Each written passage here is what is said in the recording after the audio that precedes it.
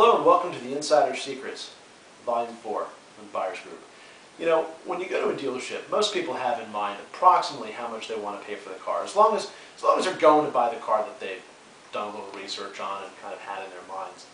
But either way, when you sit down with a sales associate to work those final figures, they're going to ask you how much you want to pay. And no matter what, they're going to look at you and say, oh, or something along those lines to let you know that it's well below what they would normally take for that car.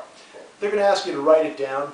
They're probably going to ask you to sign your name to it saying that you'll take delivery of the car today if their sales manager agrees to those prices. So what happens from there? Well, what ends up happening is that salesperson's going to walk up, go over to the sales tower. That's that elevated desk where the managers sit, you know, where all the secret things happen. And they're going to have a conversation back and forth. Usually, it's pretty animated.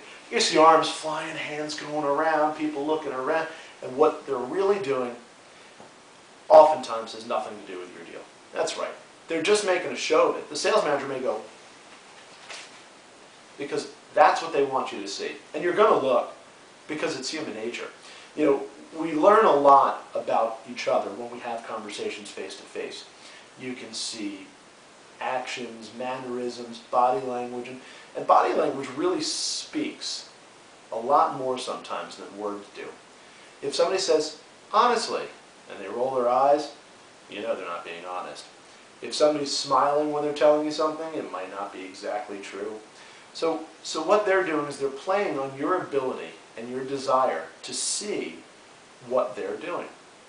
So they're making you feel like you're getting a better deal than you are, or that the price that you've offered is ridiculously low. And they do that using hand gestures. So you'll see them go, or, and it could be any number of things. They don't mean anything. It's all a show. In fact, a lot of what you see at the dealerships and a lot of what they do to bring you into the store is a show.